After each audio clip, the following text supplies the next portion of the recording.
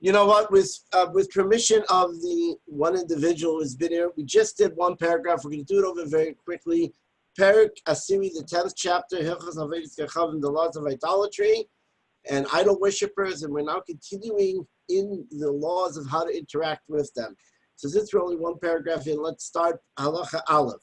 A curse of bris lev kechavim mazolos, you're not allowed to establish a covenant together with those who worship idols, kedei shenasi imahim shalom, which will cause there to be peace between you and them, v'naniach oisam la'avdam, which will allow them to continue serving idols. Shenever, because it says in Devarim and Deuteronomy, le'tikaris lahem bris, you should not establish with them a covenant. Either they have to renounce and give up idolatry, or if it fits under the 7 Noahide laws, which even non-Jews are commanded to follow the 7 Noahide laws, which Rambam will discuss in detail all the way to the end, one of the very last chapters in Hilchos Malachim. He goes into great details when it's considered, what are the 7 Noahide laws, when have you broken them, etc., etc. One of them is idolatry, which means even non-Jews are forbidden from idolatry. The Rambam continues, is forbidden to have mercy upon them. Shnever, as it says, which chain is to be gracious to someone. You should not allow to be gracious to them. Therefore, if you see them lost or being swept away or drowning in a river, you should not help them. If you see them, their life is in danger, you should not help them, you should not save them. But to literally go forward and destroy them, or push them into the river, into a pit, in other words, an active act against them, also you're not allowed to, because they're not waging war with you. Now, let's read a little bit more, and we're going to come back and kind of make a general idea of what we're talking about here a little bit more in depth. But at this point, passively, the Rambam says, if something's happening, you can walk away. Actively, if they're not waging war, you're not allowed to. When does this above apply by non-Jews? Later on throughout the various stages in this farm will translate the details of these 3 categories. Literally, a moister is someone who is a traitor, in other words, someone who gives over to the government the names of people doing things, which will often in those days have caused death to the Jewish community in great numbers. The Hamini Vapikaris, which we'll learn in Hilchos Tshuva, and another couple of days later, the details. Hamini and Vapikaris are sort of someone who goes against Torah, doesn't believe in Torah, doesn't believe in God from heaven, etc. But we're talking about Jewish individuals, Yisrael, they're Jews, and they've gone against God. Mitzvah of the Mayad, it is a mitzvah. The Rambam continues to cause them to be destroyed. To draw them down. Why? Because they cause much grief and pain and difficulty to Bnei Israel, to the Jewish people. And therefore they cause the people to go away from Hashem. So it's not just that they're causing deaths, which is horrible enough. It's not just that they're causing loss of property by tattletelling, if you wish, on people. But here they could also, the Rambam says, be causing people to leave God, because people say, I don't want to interact with a Jewish community like that. And the moment they do that, then they're in a sense falling into this category of the same idea of idolatry. Now here it's a Jew versus a non-Jew. The halacha is different. Let's do one more for a moment, and then I want to kind of stop and talk for a second. Base, the second halacha, the second paragraph. From here you learn that you're forbidden to heal an idol worshiper, even if you're going to be paid. And if you were scared of them, they're a great governor, a great government official, etc. Or you're concerned of Eva. Eva is that ill feelings, there will be hatred, animosity will be brought up between the Jews and the non-Jews. Then Merapa B'schar, you're allowed to heal them for money, but for free, it's still forbidden. Eva is a concept that you find brought down very often in the Rambam and Halacha. Eva is a concept that, even though seemingly the Halacha might say you shouldn't do X, nonetheless, because if you created such an animosity, it's going to be bad in the bigger picture. for the Jewish people. Like, for example, if a Jewish ambulance, this is an example, it's not a halachic statement right here, or perhaps in general, if a Jewish ambulance refuses to treat a patient, then the non-Jewish ambulance, in the time when such things existed with such, separation, would not treat the Jewish patient. And that's a serious issue. Putting out fires on Shabbat, the halacha discusses when you're allowed to, even though you're not allowed to put out a fire on Shabbat, but maybe you're allowed to help in order that when there's a fire in the Jewish shtetl, the non-Jewish firemen will also respond, etc. So Eva is used often as this kind of conversation. Now, these halachas we just read, many of them are very, and will continue in this parak, many of them are very kind of top-heavy, serious halachas. When can you kill someone? When can you push them? When do you not save them? Number one, we're talking about Ovdei Kachavim. We're talking about people who are literally idol worshippers. Generally today, we don't find that often. Perhaps in Eastern religions, you may find that a little bit more. But the majority of Westerners is a whole halachic debate whether they're considered idolaters or not. The Rambam I brings down in one of his other books that Christians may be idolaters, but Muslims are not. Other Rishonim, other rabbis from the time of the Rambam argue and say that Christians are not. But in any event, there's various details in halacha of what you would apply as this concept. So it's not across the board, number one. Number two, many contemporary rabbis deal with these questions about healing, for example.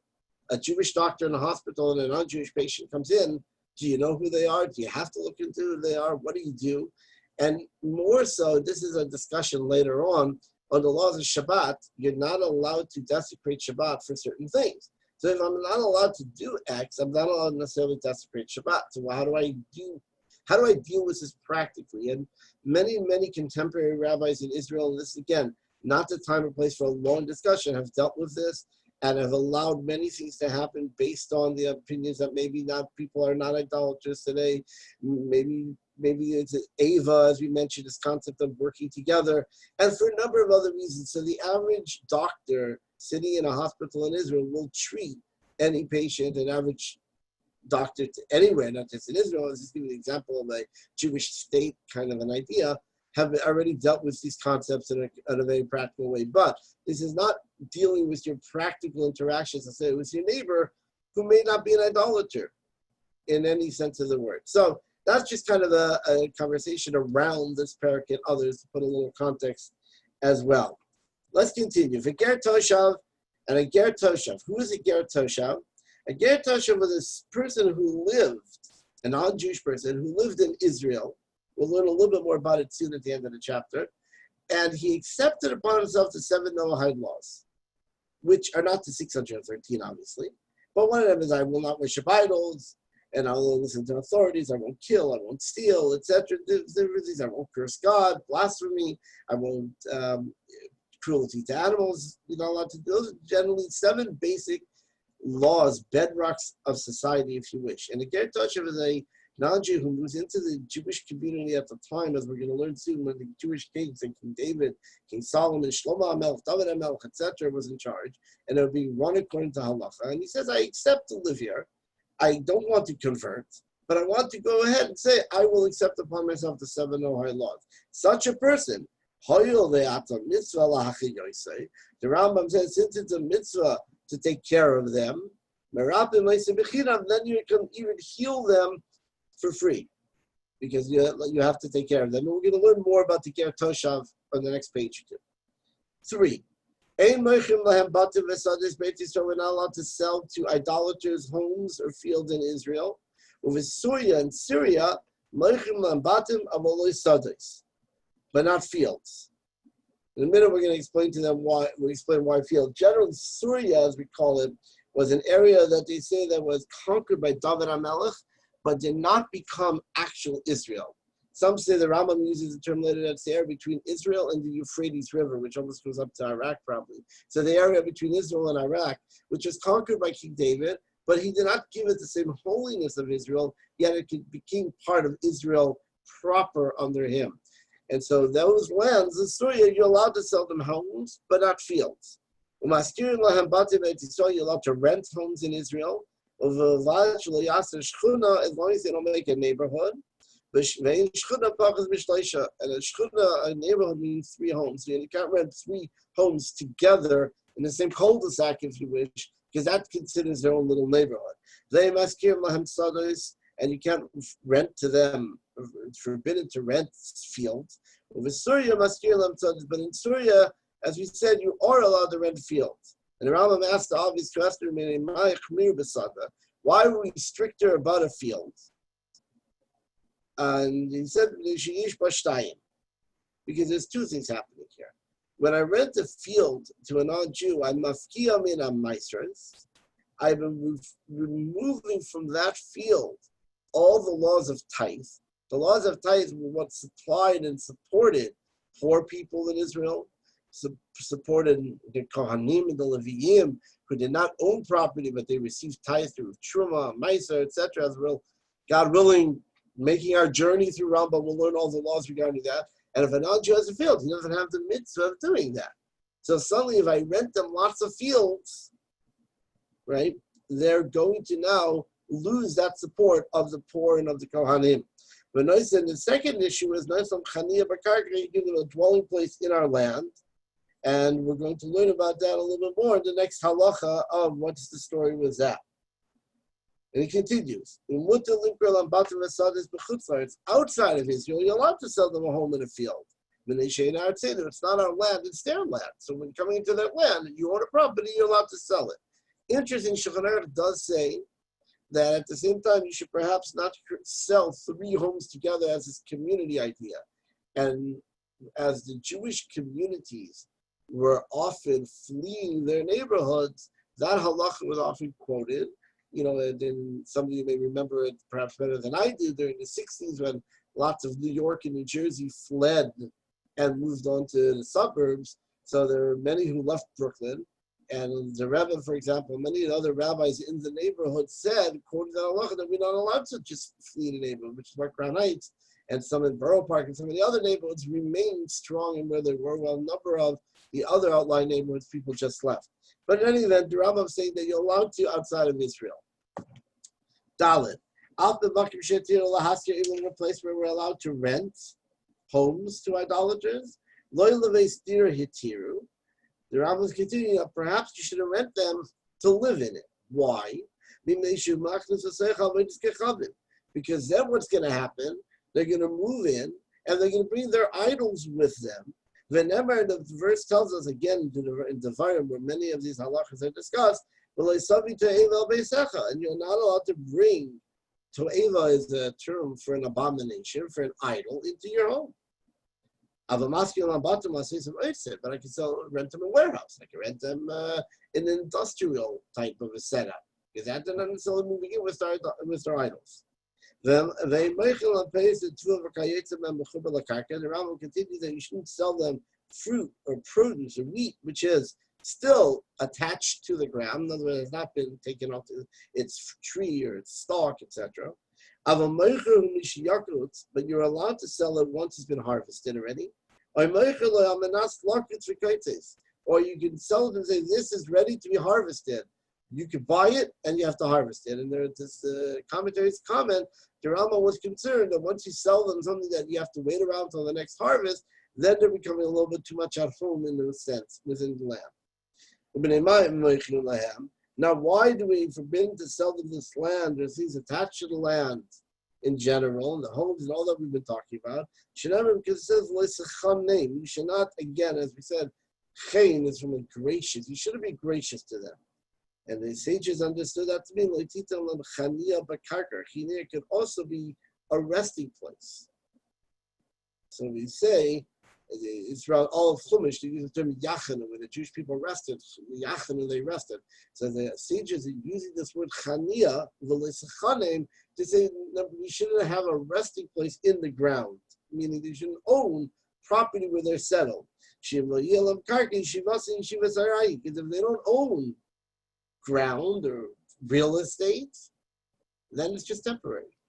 And the Rambam says the verse seems to imply, according to the way the Chachamim understand, not just you shouldn't give them gifts as we learned earlier, be gracious to them on one hand, but on the other hand, don't give them that resting place which will allow them to settle into your neighborhood, and then they'll become part of the fabric of the neighborhood. The Ram continues not supposed to talk about them in a praiseworthy way. You shouldn't even say, look how beautiful this idol is, the surah, the form of it, the shape of it. Kal v'chomer, how much more so the Rambam fits in there. To even talk about the actions done by an idolater, or to hold something that they said or they do dear, close to you. Now they're taking the verse for have to say you should not have graciousness in your eyes. Why is this? What's the issue by talking nicely? It will cause that people, particularly people listening to you and you yourself, will want to become close to them. And then you're going to learn from them these evil ways of idolatry. So in other words, if I give all the credit to the idolater, saying he's such a good person, he does so much good, and the reason he's doing it is because of he's serving his idol, that will draw me into the path, the trajectory of coming to, God forbid, serve that idol as well. And the Rambam continues all of the same verse of you're not allowed to give them a free gift. But you are allowed to give to a ger taishav. You're allowed to give, as we said, a ger taishav is the individual who accepted the 7 Noahide laws, Shenamar, because it says by him, to the convert or to the ger, is the person who lives, a stranger in your gates. No, you should give off when he will eat, or sell it to a non-Jew. So to the non-Jew, to the idolater, you sell it. To the ger toishav, the individual who become a citizen of your land and accepted the values and morals generally of your land and what you represent by accepting the 7 Noahide laws, him you can give it to as a gift. Again, Rambam's quoting a lot of halachas. Generally, Shulchan Aruch gets into details of what does that mean? I can't give a gift to a non-Jew. Do I have to know he's an idolater? Do I have to know who the Jew is, etc.? Sometimes we give gifts all the time to people, give tips, we give other things, and that's not necessarily always an issue. But a certain kind of a gift, and a gift particularly to an idolater, would be an issue, the Rambam says. Hey, now we'll go to halacha 5. We should provide, we should give parnasa, we should give sustenance to poor non-Jews, idolaters, Imani Israel together with the poor Jews. In other words, if you have a food bank and you're giving out food, give it to anybody who walks through the door. Even though we just told you not to give a gift to an idolater, when you open up your food bank and you're giving out food to the poor, give it to the poor idolater as well, for the sake of peace. This is how a citizen in society operates.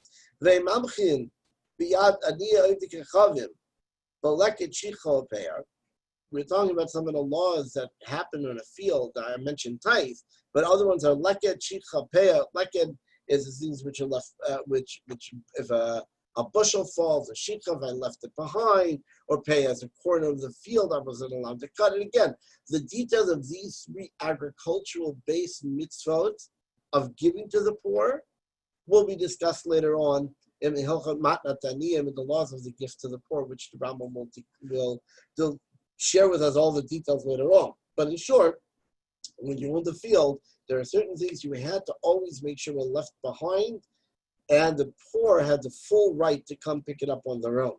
So what if a non-Jewish idolater who's poor gets in line with the Jews, poor Jews, to get in line to go pick up this bushel that fell or to go cut from the corner of the field that you left behind? The Rambam says we don't have to stop them, because that's how you live in society. And you can ask them, how are you, even on the day of their holiday. If you remember last week, we spoke all about the laws that particularly to the day of, the day before, the 3 days before, etc., of their holiday when you're preparing in the holidays, which are holidays for their idolatry in particular, not just July 4th type holiday. Because that's, again, the ways of peace. That's the way how you operate. But you don't have to repeat to them good wishes. In other words, when they come along, don't overdo the good wishes that idolater, because eventually he will come to say, just like many of us say, Baruch Hashem, thank God things are good. They might come to respond as well, thank to their deity, and we don't want their deity in a sense to be brought into our conversation. So to be nice and to say, how are you and how is everything going is fine. But once they start saying, oh, everything is great, and let me tell you, whatever, ain't koiful, and we don't keep responding and continuing the conversation. The same thing on the day of the holiday, when he's celebrating his idol's coronation day, or whatever it is that he was celebrating, don't walk into his home during his celebration and say, how are you? Because clearly his response is going to be, look at how am I today? Today's a great day. And you'll cause that to become part of the conversation. Matzah b'shuk, if you found him in the marketplace on that day. So nice and loy shalom, you can tell him, how are you? But the Rambam said the suffer off of the kavod rosh, kind of a little bit less enthusiastic in a way that it won't lead to the longer conversation. You're polite. You say, how are you? You say good morning, etc. But don't say, hey, it's so great to see you, how's things going, etc. Vav, number 6. Ain't called dvar ma'ila amorim. All of these halachas, these laws apply only at the time the Rambam said, Shegal Yisrael, Elabizman Shegal Yisrael Bein Antichavim, or Sheyad Antichavim Takifa Yisrael. These variations of halachas that we've been talking about apply when we're not in charge. We live amongst the non-Jews. So we darchei shalom, we interact with them. Or that the hands of the non-Jews are stronger, takifa, they govern us. But in a time when the Jewish people are governing their land, we're not allowed to allow idolatry to exist within the land of Israel when we live there, because Hashem says that you have to take it out of your land. You're not allowed to leave idolatry in the land, because people will come close to it, to look at it, to understand it, perhaps, God forbid, to worship it. And therefore, you're not allowed to even leave the idols there. And even if you're a temporary resident, even an idolater who's traveling, and he's traveling through our land, or he's a merchant passing through our land, we shouldn't allow him to really sit down and rest there. Till he accept upon him the 7 Noahide laws. Shenever, because the verse says, you should not sit. You should not sit, literally, yeshiv, yashav means sit in the land. I feel the Rambam translates it, even for a moment, which means that even if you're passing through, the Rambam says that's an issue. Now, interestingly enough, there are many opinions that argue. One of them is the Ravid, who's that classic commentator I mentioned before, I'm sure other of the teachers have, that the Ravid was Rabbi Avraham ben David was written right inside an average page of a Rambam. You'll see his Haggah, his footnote, not on the bottom, not on the side, like many commentators, but right in the middle of it. And he says he doesn't know where that idea comes from. We never heard such an idea. So maybe he's talking about the seven nations, the Ravid says, but others, according to the Ravid and other opinions, an idolater who's passing through, it's okay, you let him pass through and you allow him to go through. But the Rambam doesn't want to have even that much. And if he accepts upon the 7 Noahide laws, now he's classified as a ger toshav, as we explained earlier, and he can become a citizen, if you wish, of our land and live within our land. And the laws of a ger toshav, when you can accept a person as this category of this convert who's the stranger who dwells amongst you. It's the literal translation, ger, a stranger, toshav, who dwells. So he's both a stranger, meaning he's not a Jew, he's not following Jewish law, he doesn't want to convert, he doesn't have to convert. We don't ask people to convert. But so he has to accept the 7 Noahide laws. And when does this done? During the time that the Jubilee year was observed. The Jubilee year, the Yovel, was the 50th year. We had every 7 years of Shemitah. And then after 7 times 7 is 49, the 50th year we had the Jubilee year. And that was an extra year of like Shemitah. And again, the halachas will be learned later in Hilchot Shemitah v'Yovel, when the Rambam talks about it at length. But that could only apply when the majority of Jews lived in Israel, and we had the Jewish king and Sanhedrin, the court, and the Beis Hamikdash, and all of that was set up. That's what this calendar of the Shemitas and the Yovel. Shemitah still applies today, but Yovel only applies then. The Ger Toshav is connected to the Yovel, and therefore during the time that the Yovel is applied, when the Jews were in their land with all of their criteria, then you can accept the Ger Toshav. When the Yovel is not applied, it's not applicable at that time. You can only, it's not observed, and it's then you can only accept a true Ger Tzedek. A Ger Tzedek is a righteous convert. And that's a convert like we have today. When someone comes to convert and goes through the entire process and follows the Bezdin, the court, the Jewish court, the Bezdin takes him through the process, and he follows the halachas, he accepts the halachas, etc. Then when he or she becomes a Jew, because they've gone through this conversion process, they're called a Ger Tzedek, a righteous convert. And that is someone who becomes a Jew. Then they can marry Jews, act like Jews, and none of this obviously applies. So a Ger Toshav is kind of an in-between state. You're not a Gentile who worships idols. You're not a plain Gentile, but you're a Gentile who lives inside the land of Israel and has accepted 7 Noahide laws. And the next step would become like Ger Tzedek, with a full conversion. And with that, we finish chapter 10.